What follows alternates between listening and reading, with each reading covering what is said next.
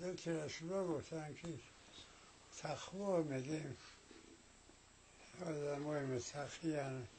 تقواوردن صفت متقیگی دارن همیا امتثال اوامر میکنن امر خداوند را به جا میارن نصیب خدا امر کرده است او را به جا میارن و اجتناب از نواهی پرهیز کردن از منهیات چیزی را خدا نکرده است نکنه گفته است او نظر داره معلوم است خداوند علیم حکیم است هیچی امرش به حکمت نیستن هیچی نهیش از ضرر از بیفایدگی نیستن این هم تقوا همیه امتثال اوامر اجتناب از نواهی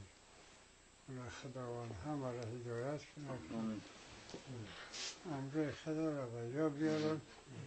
از منهیات پرهیز کنه این همیه نصیحتی من میشه شما